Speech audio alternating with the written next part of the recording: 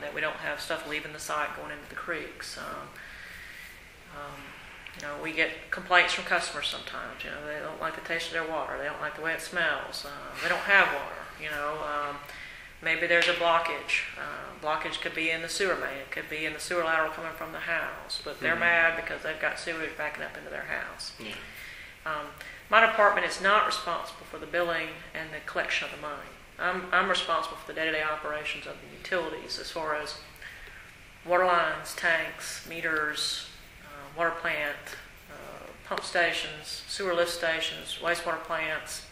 If it's outside, if it's got things attached to it, that's my responsibility. The finance director for the city is actually over the revenue office here.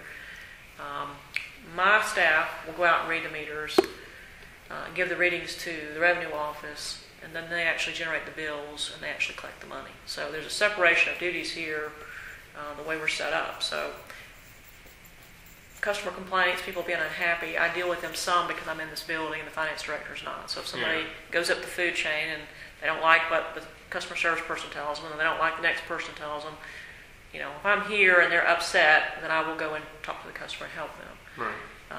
But we deal with, water main breaks, we deal with regulatory issues, we do plan review, so the new apartment complex is coming in. We look at the erosion and sediment control, but we're also looking at the water mains, how they have them laid out, do they meet our standards, where we want the meter located, the easements that go for the meter vaults, how the hydrants are spaced, where the sewer line's going to run, how deep is it, are we getting the proper easements that we need, what material is it going to be, does it meet our specs. So there's a lot of, we're a very technical department, we're regulated. I have, besides myself, there are 4 other engineers on staff. It's a very dynamic job. We're dealing with something new every day. Mm-hmm. Whether it's a developer that's mad about something or a customer that's unhappy, or we've got a project that we're doing. We do a lot of in-house capital where we have to have our infrastructure built years ahead of when the demand needs. I can't tell you, I need 1 million gallons of water next week and be able to do that. Yeah. If I need 1 million gallons of water next week, then 3 or 4 years ago I needed to be planning my project. I needed to be designing it and getting it ready to go to construction and getting it under construction, getting it built, getting it tested, and getting it ready to go online.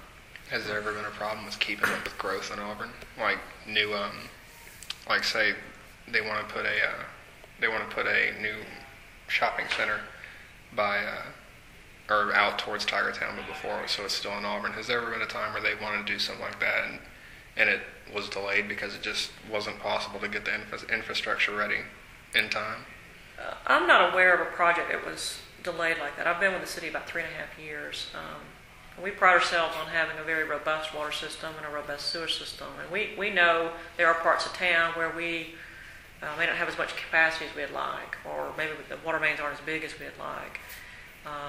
And if somebody's wanting to develop in an area where we know the infrastructure may not be adequate, then we tell them up front, we're talking to them, this is not an ideal location for you to put 800 apartment units because this 8-inch sewer line isn't big enough. And we start talking about off-site improvements. Sometimes if a developer wants to go where we don't have capacity, we ask them to help pay for that. They'll pay their capacity, their access fee, but they may also be helping build a sewer main from their apartment to where we have capacity for them to tie to. If they go out in the middle of nowhere and want to put a building in, and we don't have fire protection out there, we don't have water mains out there, we don't have adequate sewer, then they're going to be helping build whatever needs to be built to get out there. A project of that magnitude, though, is going to it may take 12 months, 18 months, 24 months to get built. And while they're building their project, if there's something that needs to be taken care of, then we will be building our project at the same time. But our philosophy is that growth should pay for growth. We shouldn't be building things for the developer and putting that expense on the cost of our ratepayers. The single-family homeowners who they don't really care. They don't want me to go spend $1 million so that this person can go develop their 20 acres that they bought where there's no utilities. So I don't know if that answers your question. But it does. Does that happen pretty often? Like that people want to put an apartment complex in a place where it's not really the best place for it? Occasionally that will happen. There was a development proposed up in North Auburn a couple years ago. It was up at 280, and Highway 147 up near the Bottle, up near, it's kind of on the outskirts of town, and it was going to be a very large development. And each of the department heads weighed in as far as like garbage and police service and fire protection and public works, roads, and we weighed in. We were going to have issues with sewer capacity up that far. Mm-hmm. We have a couple of gravity sewer basins. Most of our sewage is done through gravity. The wastewater plant's in a low elevation, and everything is flowing by gravity down to the plant. And this was outside of what can drain to us via gravity. So sometimes that comes up, and sometimes the project gets looked at, and if the project goes, then there will be stipulations placed on the project. But certain improvements are going to have to be made. They're going to have to spend certain dollars off site to get their sewage from their location into our system and things like that. So every project is different. I'd say a savvy developer will pay attention to where they're purchasing property. They'll pay attention to where the water mains are, who's providing service, is the service adequate, how much sewer capacity. They'll do due diligence before they go and buy a piece of property to know that it can be developed like that. They'll go to the planning department and they'll find out, this is zoned rural today. What do I have to do to get it zoned where I can put a commercial development, or I can put in a big apartment complex or something like that. So not all development can go anywhere in town. There's restrictions on, if this is a single family neighborhood, you're not going to get a permit to build 800 apartments. Mm-hmm. It just depends on what part of town it's in. So every project's different, and typically when somebody comes in to do a big project like that, they're going to be meeting with me, they're going to be meeting with the planning director, they might be meeting with the public works director. They'll be meeting with several different departments to be sure that what they're proposing, whether proposing it is permittable, and that it's an appropriate project for that location. Okay.